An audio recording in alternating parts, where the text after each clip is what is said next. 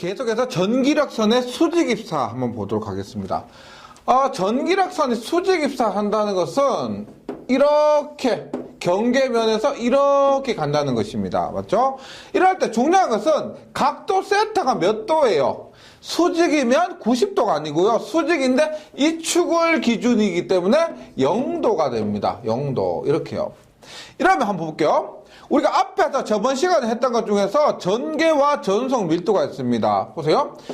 D1의 코사인 세타 1은 D2의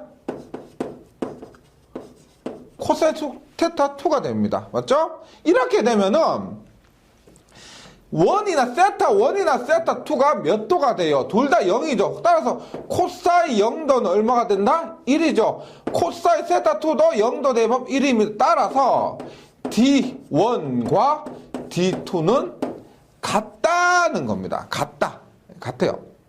예. 그래서 수직입사할 때 가장 큰 특징은 같다. 전속 밀도가 같다는 겁니다. 그런데 보세요. D1은 어떻게 돼요? 엡실론 1의 2원이죠. D2는 엡실론 2의 2투입니다. 맞죠? 그러면 전개는 어떻게 되느냐? 당연히 경계면에서 엡실론은 엡실론 2일 때 경계면이기 때문에 엡실론 1과 엡실론 2는 같지가 않습니다. 맞죠? 따라서 만약에 얘가 2고요. 얘가 3이라고 해보세요. 같으려면은 얘가 만약에 3이라면 이 2가 얼마? 2여야 같습니다. 맞죠? 따라서 이렇게 수직입사했을 때 2원과 2투는 다르다는 겁니다. 2원과 2투는 다르다. 그래서 수직입사할 때 기억하실 것은 이겁니다. 전속 밀도는 같기 때문에 연속이고 전개의 세기는 다릅니다. 맞죠? 다르기 때문에 불연속이다. 이렇게 얘기를 합니다. 우리가 같다를 연속, 다르다를 불연속 이렇게 얘기를 합니다. 그 다음에 하나 더. 우리가 수직입사할 때는요. 태양도 그래요. 태양빛도 수직입사할 때는 마찬가지지만 전기력선도 수직입사할 때는 굴절하지 않는다. 이것도 외워주시기 바랍니다. 당연한 것처럼 느껴지시지만 수직으로 입사할 때는 얘가 그대로 입사하는 겁니다. 굴절하지 않습니다. 요거 외워주시고요. 예. 그 다음에 수평 입사라기보다는 이렇게 되는 거죠. 얘가 전기력선이 이렇게 가는 겁니다. 이렇게 가는 거예요. 그러면 엡실론 1과 엡실론 2가 있을 때 보세요. 세타가 몇 도예요? 세타가 몇 도다? 90도라는 겁니다. 세타는 90도. 수평입사라고 하면요. 그럼 보세요. 전개를 한번 봅니다. 2원의 사인 세타 1은 2투의 사인 세타 2예요. 맞죠? 얘가 1도 90도, 얘 2도 90도니까 얘가 1입니다. 따라서 2원과 2투는 같다는 겁니다. 즉 전개가 연속이에요. 전개가 연속. 그럼 2원은 얼마? 2원은 D는 엡실론 2니까 D는 엡실론 2니까 2는 얼마? 엡실론 1분의 D1. 얘는 엡실론 2분의 D2인데 당연히 엡실론 1과 엡실론 2가 같지 않죠. 따라서 D1과 D2가 같지 않다는 겁니다. 그래서 수평 입사할 때는 전개가 연속이고 전속 밀도가 불연속입니다. 정리하면 수직일 때 전속이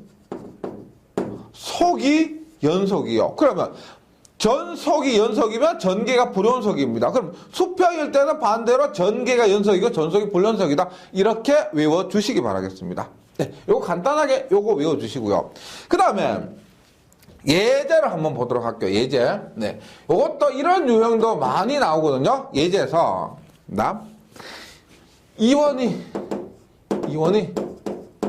10kV/cm입니다. 10kV/cm. 근데 예를 있죠. 우리가 단위 환산에서 어려운 경우분이 많으세요. 보세요. 1cm당 10kV입니다. 1cm당 10kV. 그러면 얘가 분모가 100으로 1m당 100이 늘죠. 맞죠? 분모가 100으로 늘면 분자도 100으로 늘어야 됩니다. 따라서 얘가 kV/m가 되면은 어떻게 돼요? 100을 곱해야 된다는 거. 어떻게? kVm/m가 되는 거. 왜냐면 요것이 센치가 미터로 100배가 됐습니다. 그럼 갖다 주려면 분자도 100배가 돼야 된다는 거죠. 1000이 되는 거죠. 1000. 예. 이렇게요. 그 다음에 입사각 30도로 이거 안 풀리면 그림을 그려보세요. 이게 엡실론은 있고 엡실론2가 있습니다. 공기 중에서 입사각 30도로 비유전 엡실론 S는 3인 기름의 경계면에 닿을 때 보세요. 지금 여기에서 공기 중입니다. 엡실론은 공기 중에 따라서 얘는 1이겠죠. 공기 중에서 30도로 각도로 얘가 입사를 하는 겁니다. 근데 비유전율 엡실론에서는 3인 기름의 경계면에 여기에 엡실론에서는 3이라는 거예요. 경계면에 입사를 하는 겁니다. 그때 굴절각 세타2 요것이 세타2예요. 이렇게 들어가는데 세타2로 나온다는 겁니다. 굴절각 세타2와 기름 중에 전개색이 E2를 구하라. 이때 E1인데 E2가 어떻게 되느냐 하는 것을 얘기하는 겁니다. 보세요. 지금 비유전을 알 수가 있죠. 비유전을 알 수가 있습니다. 따라서 우리가 어떻게 알았어요? 엡실론 1분의 엡실론 2는 탄젠트 세타 1분의 탄젠트 세타 2 이런 공식 있죠. 탄젠트를 할 때는 1, 2, 1, 2 이렇게 되는 겁니다. 그런데 얘가 얼마예요? 내가 엡실론 1분의 엡실론 2가 얼마다? 얘가 3이죠. 3. 따라서 우리가 구하려고 하는 세타2 탄젠트 세타2는 얼마다? 탄젠트 세타1 곱하기 3입니다. 탄젠트 세타1 얼마요? 30이죠? 탄젠트 30도 얼마냐면은 루트 3분의 1이에요. 곱하기 3 하면 얼마다? 루트 3이 된다는 겁니다. 루트 3. 즉 탄젠트 세타2가 루트 3이면 세타2는 어떻게 된다? 아크 탄젠트에 얼마? 루트 3 하니까 얘는 60도가 나와요. 60도. 즉 세타2 얘는 60도가 됩니다. 60도. 그 다음에 보세요. 뭘 구하느냐? E2를 구합니다. E2는 전개와 각도를 갖고 구하는 거예요. 보세요. 이렇게요. E1의 사인 세타1은 E2의 사인 세타2 맞죠? 따라서 E2는 어떻게 돼요? E2는 얘가 넘어가니까 얼마가 된다? 사인 세타2분의 사인 세타1 곱하기 2원이 되겠죠. 2원. 그럼 사인 세타도 얼마? 사인 60도 분의 사인 세타가 얼마? 사인 30도 곱하기 2원 얼마요? 지금 1000kV/m입니다. 맞죠? 1000kV/m니까 어떻게? 킬로볼트로 하면 10의 3승이 됩니다. 10의 3승. 예. 교재에는 지금 10 곱하기 10의 5승으로 되어 있죠. 10 곱하기 10의 5승인데 요것을 한꺼번에 센티미터까지 한꺼번에 고려한 겁니다. 즉 10 곱하기 센티미터를 바꾸고 킬로까지 한꺼번에 바꾸니까 10의 5승이 된 것이고 제가 지금 여기서 센티미터를 미터로 바꿔서 1000이 있습니다. 1000에서 킬로를 볼트로 바꾸기 위해서 3을 곱한 거죠. 이렇게 계산하게 되니까 답은 루트 3분의 1 곱하기 10의 6승이 된다. 이때 전개 E2는 루트 3분의 1 곱하기 10의 6승 볼트/m가 된다. 이렇게 기억을 해주시기 바랍니다. 계속해서 유전체 사이에 작용하는 힘인데 맥스웰 응력이다라고 합니다. 다시 유전체 사이에 방금 한 거 있죠? 경계면이 이렇게 있습니다. 여기에 여기가 엡실론1이고 여기 엡실론2예요. 얘도 유전체, 얘가 나무, 고무라고 생각하세요. 이 사이에 힘이 작용합니다. 전개를 가하면 유전체를 붙여놓고 전개를 가하면 힘이 작용해요. 그 힘을 우리가 뭐라고 하냐면 맥스웰 응력이다 이렇게 얘기를 한다는 거죠. 맥스웰 응력이다 이렇게. 그런데 여기에서 이 힘이죠. 어차피 응력의 힘입니다. 힘은 우리가 앞에서 배웠던 그 힘, 단위 면적당 힘, 2분의 1의 엡실론 2의 자성, 2분의 1의 ED, 2분의 1의 엡실론분의 D의 자승. 이 공식을 갖고 응력을 계산을 하게 됩니다. 그럼 보세요. 먼저 기억하실 거 보세요. 응력은 우리가 전개가 앞에서 했지만 전개가 수직으로 작용할 때도 있고 수평으로 작용할 때도 있습니다. 그럼 보세요. 전개가 수직으로 작용하든 수평으로 작용하든 수직으로 작용하든 수평으로 작용하든 모두 있죠. 얘는 수직 수평 상관없이 무조건 유전율이 큰 쪽에서 작은 쪽으로 작용을 합니다. 얘는 고민할 필요 없어요. 무조건 유전율이 큰 쪽에서 작은 쪽으로 작용합니다. 만약에 엡실론 1이 엡실론 2보다 크다. 그러면 얘가 엡실론이고 여기 엡실론 2야. 그럼 어떻게 작용한다? 최종 힘은 이 방향으로 작용한다는 겁니다. 얘는 고민할 필요가 없는 거예요. 유전율이 큰 쪽에서 작은 쪽으로 작용하기 때문에 고민할 필요가 없습니다. 그러면 보세요. 힘의 방향은 이렇게 하는 거고요. 그 다음에 보세요. 만약에 유전체에 이런 유전체의 접합면에 경계를 가하는데 얘가 수직으로 진행. 전개가 수직이라고 보세요. 수직이다. 수직으로 작용한다. 그럼 어떻게 돼요? 이렇게 했을 때 전개가 어떻게 작용한다? 이렇게 작용. 이렇게 작용합니다. 그러면 기억하실 거는 두 가지인데 보세요. 일단 수직일 때 앞에서 뭐라고 했어요? 세타가 0도라 그랬죠. 앞에서 0도라고 수직으로 입사하면 0도라 그랬습니다. 그럼 0도일 때 우리가 D가 연속이다. 전속 밀도 즉 D1, D2가 있을 때 이 D1과 D2가 같다라는 겁니다. 같다는 거예요. 그 다음에 요거 보세요. 직인이에요. 직인. 뭐 이걸 따질 것까지는 아니고 수직으로 입사할 때는 인장응력이 작용합니다. 직인 뭐냐? 수직으로 작용할 때는 어떻게 된다 보세요. 서로 당기는 힘이 작용해요. 얘가 이렇게 얘가 이렇게 서로 당기는 힘이 작용하는 겁니다. 빨간색이요. 잘 기억하세요. 그럼 보세요. 수직으로 작용하기 때문에 전속 밀도가 연속이에요. 그러면 우리가 앞에서 단위 면적당 힘에서 어떤 공식을 적용하느냐? 유전율을 알고 전속 밀도가 있으니까 2분의 1에 엡실론분의 D의 자승의 공식을 적용하는 겁니다. 왜? 여기 D1이나 여기 D2나 같기 때문에 D1과 D2가 같다는 겁니다. 그래서 이 공식을 작용해요. 그러면 우리가 보세요. 얘가 만약에 이렇게 10N으로 당기고요. 이렇게 7N으로 당겨요. 그럼 결론은 어떻게 돼요? 결론은 이렇게 10N 당겨 이렇게 7N 당기면 이렇게 3N만 남겠죠. 3N만 남습니다. 그러면 전체 힘은 어떻게 되나? 전체 힘은 얼마? 2분의 1에 엡실론 1분의 D의 제곱 마이너스 2분의 1에 엡실론 2분의 D의 제곱인데 D가 분명히 같다 그랬죠. D가 분명히 같다 그랬습니다. 그래서 얼마? 2분의 1에 엡실론 1분의 1 마이너스 엡실론 2분의 1에 D의 제곱 이렇게 된다는 겁니다. 네, 공식 있죠? 2분의 1에 엡실론 1분의 1 마이너스 엡실론 2분의 1 D의 제곱. 왜냐면 D의 제곱이 이거죠. 예. 왜냐면 여기에서는 전속 밀도가 같기 때문에 전속 밀도를 묶어줄 수가 있다는 겁니다. 묶어줄 수가 있다는 거예요. 예.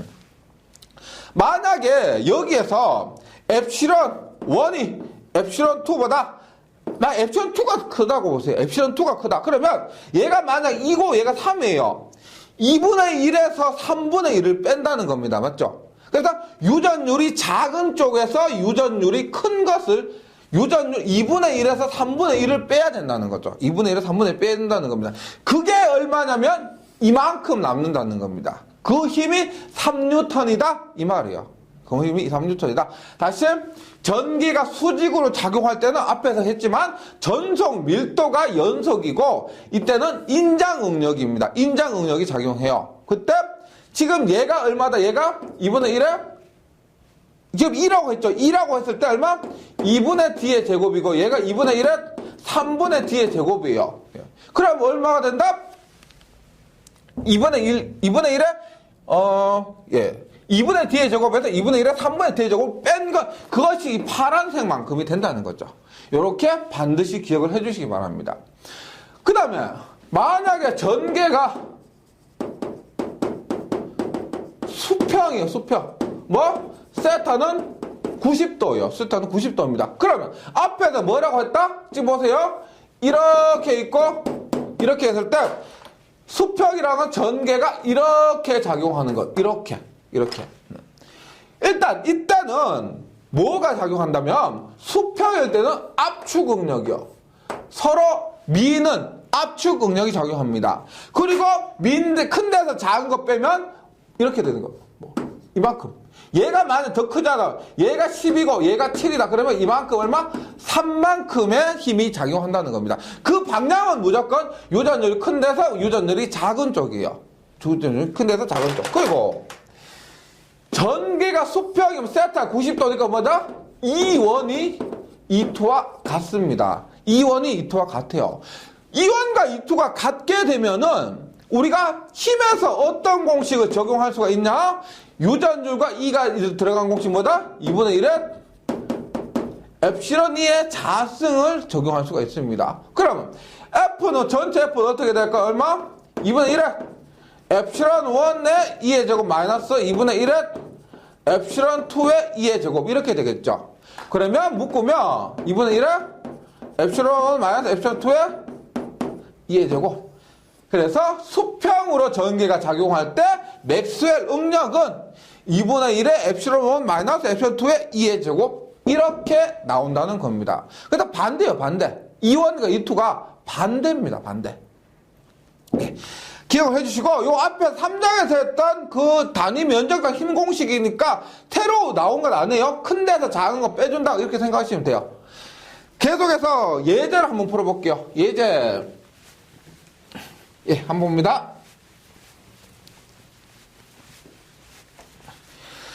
전개가 경계면에 평행이에요. 평행. 수평이죠.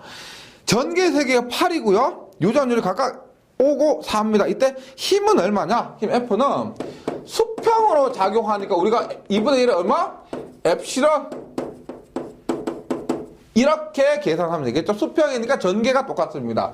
그러면 2분의 1에 얘들은 뭐냐? 그냥 큰 데서 작은 거 빼주시면 돼요. 큰 데서 작은 거 빼주시면 됩니다. 어떤 방향은 무조건 정해져 있어요. 얘가 크면 엡실론 1에서 엡실론 2로, 얘가 크면 엡실론 2에서 엡실론 1으로 이렇게 되고, 그러면 5고 4죠. 그럼 얼마? 5 빼기 4가 됩니다. 곱하기 전개 2가 8이에요. 8의 제곱이면 얼마? 32 단위는 뉴턴/m 제곱이 된다. 그래서 힘은 32가 됩니다. 32. 예. 그 다음에 4번에 유전체의 정전 용량이 있습니다. 유전체의 정전 용량 볼게요.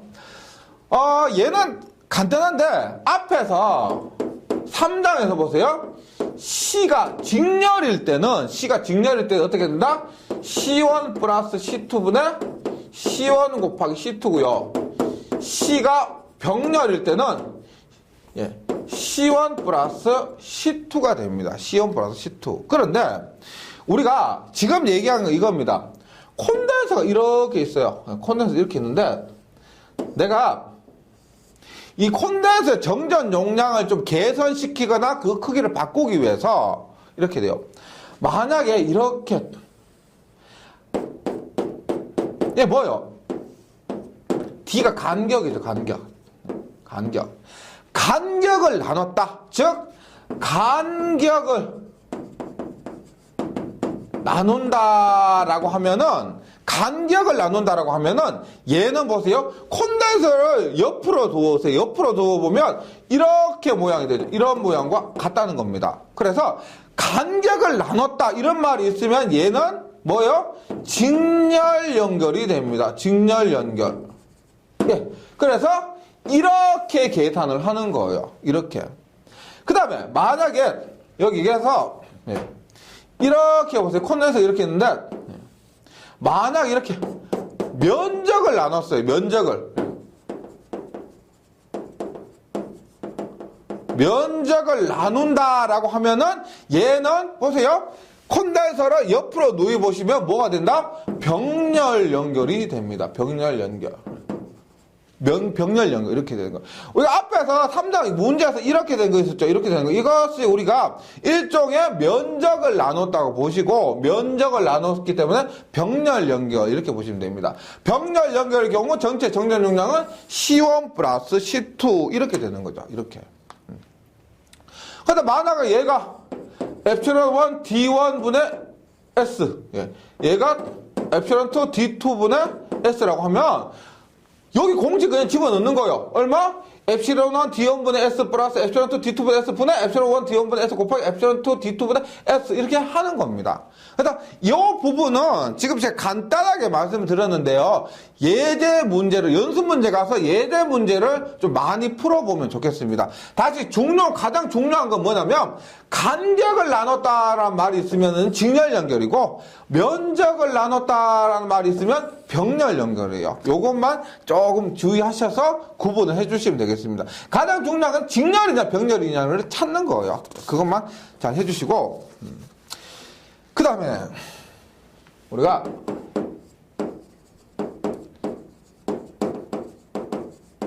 전기영상법이 있습니다. 전기영상법. 얘는 특수한 전개나 전위를 계산하는 방법이요. 전위와 전개를 계산하는 특수한 방법이란 겁니다. 지금까지 하지 않았던. 근데 영상이라는 것은 우리가 보통 회로 이론이나 전력공학에서는 제로 페이지, 제로, ZRO, 상이 없다, 영상이다. 말 그대로 상이 0이라는 겁니다. 이런 의미가 있고, 여기에서 우리가 이미지라는 게 있어요. 이미지 회로에서도 나오는데, 영상이라는 것은 거울에 비친 것처럼 왼쪽, 오른쪽이 똑같다 하는 거예요. 똑같다 하는 겁니다. 그럼 보세요. 영상법이 어떤 거냐면은, 크게 우리가 세 가지가 있는데, 첫 번째 보세요. 만약에, 플러스 Q가 있어요. 플러스 Q가 있어요. 그 다음에 여기에 D미터 떨어져요. D미터. 그 다음 여기에 마이너스 Q가 있습니다. 또 여기에 D미터 떨어졌어요. D미터 떨어졌습니다. 그럼 보세요. 이 지점의 전위는 어떻게 될까요? 이 지점의 전위는 어떻게 되냐? 보세요. 플러스 Q에 의한 전위 4파 엡실론 D분의 Q죠. 플러스 Q에 의한 전위 4파 엡실론 D분의 Q고 마이너스 Q에 의한 전위 얼마요? 4파 엡실론 D분의 Q예요. 그러면 플러스 Q 마이너스 Q 근데 얘는 마이너스 Q인데 이 점은 여기에 의한 전위와 여기에 의한 전위를 더하는데 얘는 마이너스 Q죠. 따라서 이렇게 되면은 가운데 지점의 전위는 0이 된다는 겁니다. 0이요. 0이요. 즉 가운데뿐만 아니고 이렇게 보세요. 거리가 같은 지점 있죠? 이렇게. 거리가 같은 지점. 거리가 같은 지점. 이 거리가 같은 이 지점은 모두 0이 된다는 겁니다. 이것에 의해서 사실 플러스 Q가 있고 마이너스 Q가 있고 플러스 Q 마이너스 Q에서 거리가 같은 이 면은요. 이 면은 전위가 0이 된다는 겁니다. 0이요. 그럼 반대로 생각하면 이렇게 볼 수가 있습니다. 반대로 보세요. 만약에 플러스 Q가 있습니다. 플러스 Q가 해서 이렇게 D미터 떨어진 점이 있어요. D미터 떨어진 점에 이렇게 접지된 V가 0이라는 거예요. V가 0입니다. 접지된 판이 있습니다. 접지된 판. 그럼 이것을 접지됐다는 말은 이것은 전위가 0이란 얘기예요. 땅과 붙은 이 부분은 전위가 0입니다. 예. 혹은 전위가 0이다 말하지 않고 무한평면. 예. 이렇게 얘기를 해도 우리는 전위가 0이다 이렇게 얘기를 합니다. 접지하고 무한평면일 때. 이렇게 됐을 때 우리가 이 사이에 전위를 구하거나 전개를 구하거나 해야 되는데 지금까지 배운 방법으로는 못 구하는 거예요. 따라서 이렇게 합니다. 보세요. 여기에서 D가 플러스 Q가 있으면 앞에 이 원리를 이용한 겁니다. 플러스 Q, 마이너스 Q 있을 때 가운데가 0이더라를 다르게 얘기하면 플러스 Q가 있고 가운데가 0이면 반대편에 D에 마이너스 마이너스 Q가 있더라. 이렇게 이해해도 된다는 거예요. 그래서 우리가 접지된 판 혹은 접지도체에서 무한평면에서 플러스 Q가 있을 때 반대편에 마이너스 Q가 있는 것과 똑같다. 그렇게 계산하는 것이 영상법입니다. 왜 영상법이냐? 오른쪽과 왼쪽에 오른쪽 플러스 Q, 왼쪽에 같은 거리에 마이너스 Q가 있다. 이것이 전기 영상법이라는 거죠. 영상법. 그래서 교재에 나온 것이 이겁니다. 이거요. 보세요. 그러면 이 사이에 작용하는 힘이에요. 잘 보세요. 지금 얘 플러스 Q와 접지된 판 이 사이에 작용하는 힘이 얼마냐라고 물었는데 그 힘을 이렇게 못 구하기 때문에 어떻게? 반대편에 마이너스 Q가 있다 생각하고 그 마이너스 Q와 플러스 Q 사이에 작용하는 힘을 구하면 되는 겁니다. 그럼 원래 얼마? 쿨록의 힘에 의해서 4파 엡실론 R 자승분의 Q1, Q2인데 맞죠? Q2인데 이때 엡실론에 R 자승의 거리가 얼마가 돼요? 거리가 DD니까 얼마? 거리가 얼마? ED의 자승이 된다는 겁니다. 플러스 Q와 마이너스 Q 사이의 저 거리는 ED가 되는 거죠. ED. 그래서 Q와 플러스 Q와 마이너스 Q가 되는데 여기는 플러스 Q와 마이너스 Q예요. 그럼 어떻게 돼요? 2의 제곱은 4죠? 16,8 엡실론 D의 자성분의 뭐다? QQ니까 Q의 제곱에 마이너스가 붙습니다. 마이너스.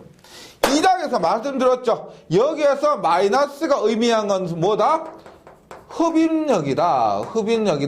서로 당기는 힘이 작용한다. 무조건이에요. 무조건. 이렇게 됐을 때 플러스고 마이너스가 있기 때문에 플러스 마이너스 사이에 무조건 흡입력이 작용하고 다시 접지된 판과 플러스 Q, 전하 Q 사이에 작용하는 힘은 이렇게 된다는 겁니다. 그 방법은 반대편에 마이너스 Q가 있다 가정하고 계산을 한 거예요. 이렇게 됩니다. 그 다음에 1은 얼마냐? 1은 얼마? 1은 힘 곱하기 거리죠. 맞죠? 1은 힘 곱하기 거리입니다. 그래서 1은 우리가 스칼라양이에요. 1은 스칼라양. 그래서 힘에서 마이너스 부호는 빼도 됩니다. 즉, 힘 곱하기 거리인데 힘 얼마요? 16,8 엡실론 D의 자승분의 Q의 제곱에 곱하기 D를 곱한 겁니다. D를 곱하면 얼마가 된다? 16,8 엡실론 D분의 Q의 자승 줄이 됩니다. 다시 말씀드리지만 힘에서는 마이너스 부호, 흡입력이다, 반발력이라는 걸 표현을 해줘야 되는데 여기 1에서는 1은 스칼라양이에요. 1을 그냥 한 겁니다. 그래서 부호는 날아간 거죠. 부호는 고려하지 않으셔도 된다는 겁니다. 1에서는요. 그 다음에 하나 더 있는데 보세요. 우리가 이렇게 되겠죠. 보세요. 플러스 Q가 있으면 이 플러스 Q에서 당연히 플러스 Q 가까운 쪽에 전하가 많을 겁니다. 그래서 얘가 이런 식의 전하 분포를 가진다는 거예요. 이런 식의 전하 분포를 가지게 됩니다. 네. 그럼 이때 전하 분포에서 그때 전하 밀도요. 전하 밀도가 어떻게 되냐면 지금 공식이 조금 복잡한데요. 보세요. 원래는 얼마가 되냐면 2파이의 D의 제곱, 요 D예요. D에, 그 다음에 요거 X예요, X. D의 제곱 플러스 X의 제곱에 2분의 3승이에요. 근데 QD라는 공식이 됩니다. 원래 전하면 이 과정까지는 무시하시면 돼요. 네.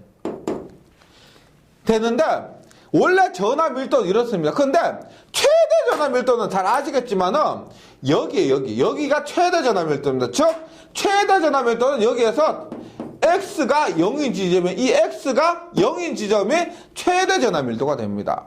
그러면 그리고 또 여기보다 얘가 플러스니까 여기는 분명히 마이너스가 될 거예요. 플러스니까 부호는 마이너스가 됩니다. 그리고 X에 0을 대입하면은 어떻게 되느냐? D의 2분의 3은 D의 3승이 얼마? 마이너스 2파이 D분의 Q가 된다는 거죠. 우리 교재에 있습니다. Cmax 최대 전하 밀도는 이 부분 최대 전하 밀도는 뭐다?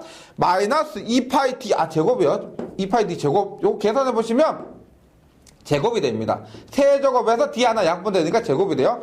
마이너스 2파이 D의 자성분의 Q가 됩니다. 요거까지 기억을 해주시기 바랍니다. 뭐 영상법에서 다른 것보다는 그냥 힘 1 최대 전하 밀도 요 정도, 힘 1 최대 전하 밀도 요 정도 해서 최대 표면 전하 밀도 기억을 해주시기 바랍니다. 그 다음에 영상법에서 우리가 구조 다뤄야 될 게 3가지가 있습니다. 3가지 보세요. 접지 구도체예요. 접지된 구도체. 얘는 뭐냐면 구도체가 이렇게 해서 구도체가 이렇게 있는데 여기가 접지예요. 접지예요. 그럼 구도체가 접지가 되었으면 이것의 전위는 0이 될 겁니다. 0이요. 그리고 여기에서 D미터 떨어진 점에 Q가 있어요. Q 콜록이 있어요. 이때 영상 전하에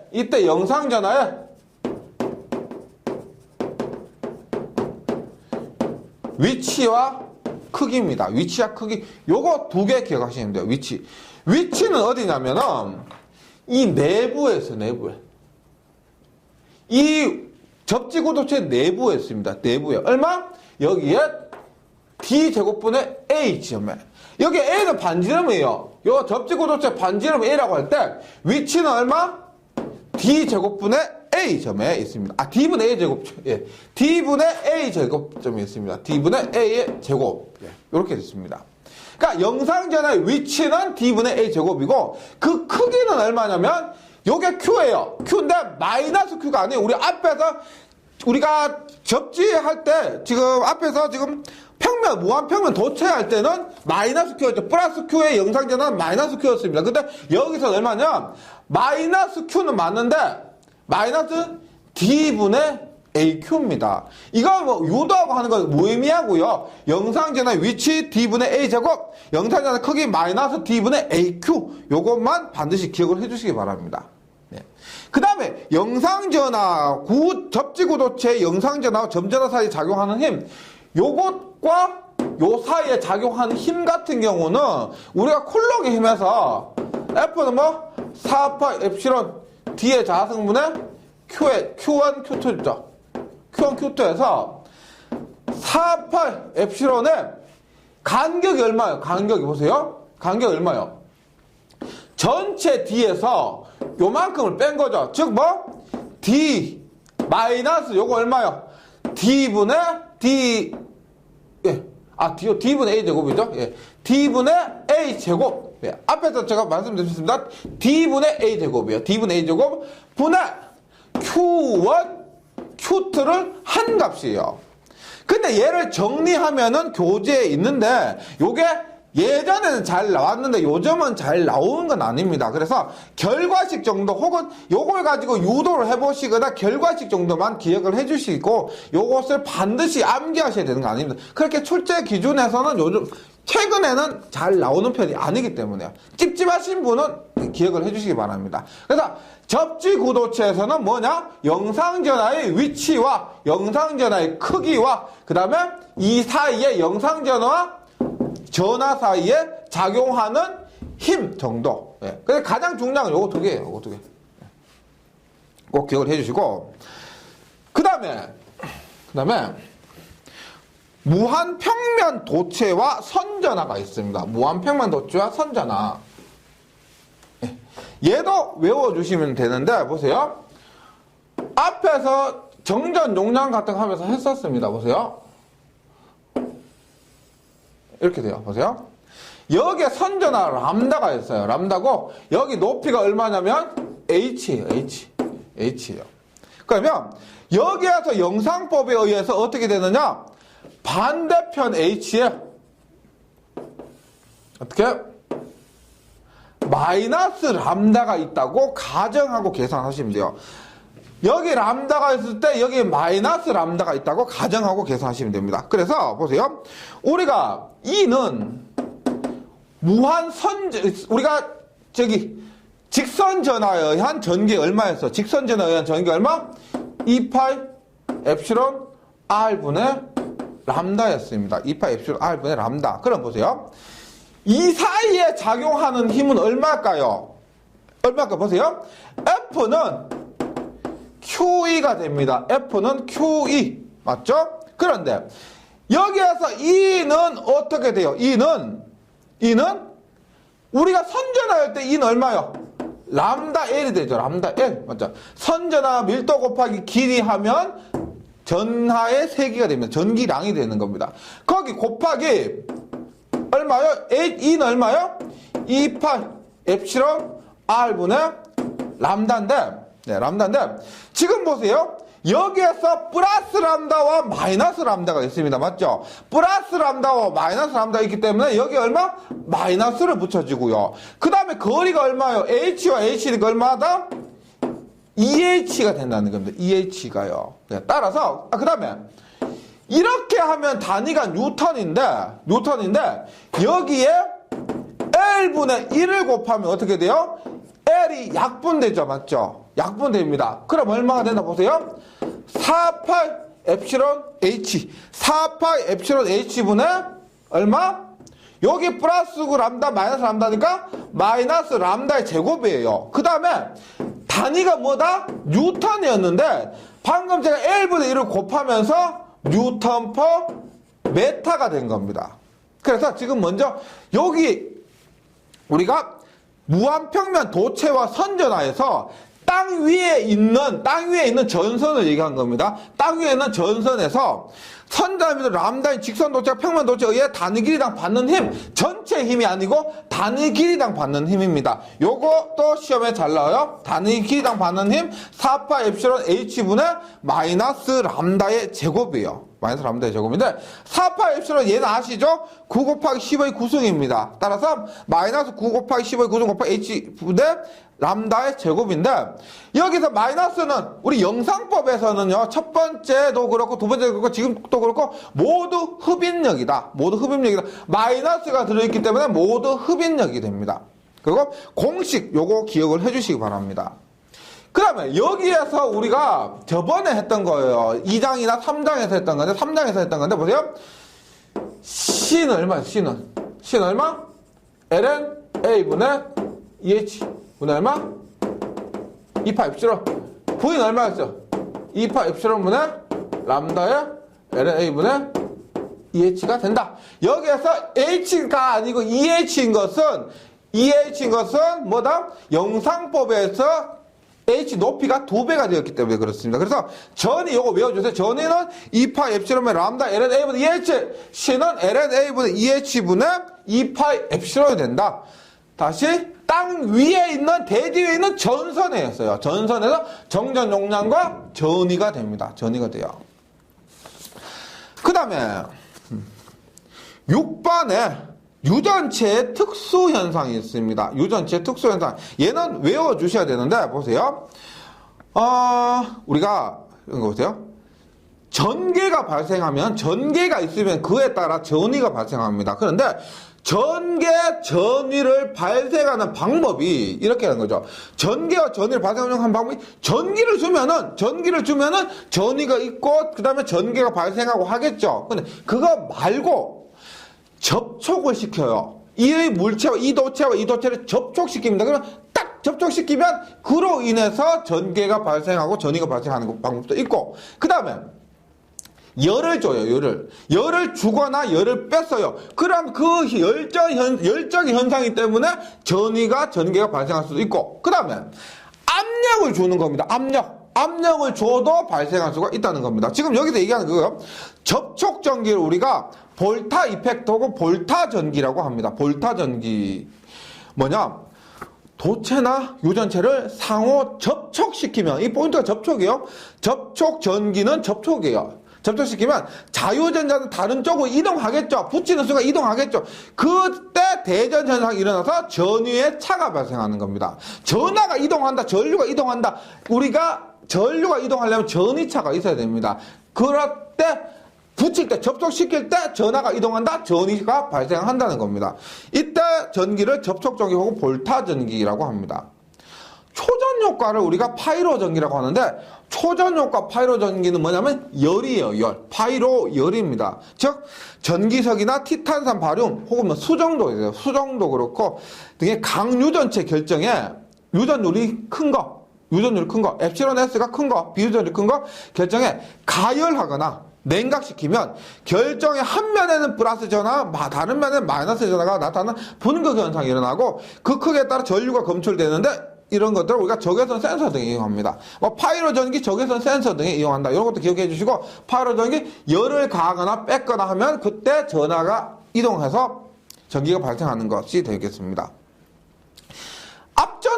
압전 효과는 이름에서 알 수 있겠죠. 압력을 가하면 전기가 발생하는 효과입니다. 압전 효과.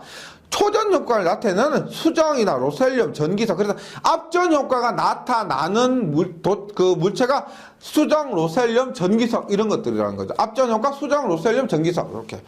어떤 특수한 결정을 가진 물체의 기계적 변형력이 뭐예요? 기계가 변해라고 눌러주는 압력입니다. 압력을 가하면 표면에 중전기 분극이 생기는데, 보세요. 우리가 분극이 이렇게 있습니다. 이렇게. 보세요? 압력을 이렇게 가해요.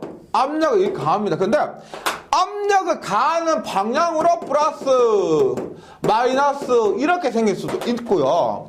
또 어떤 것은 압력을 이렇게 가해요. 압력을 이렇게 가했는데 압력 방향과 반대로 플러스, 마이너스가 이렇게 생기는 경우도 있습니다. 이렇게 압력 방향과 분극 방향이 같은 것을 뭐라고 한다?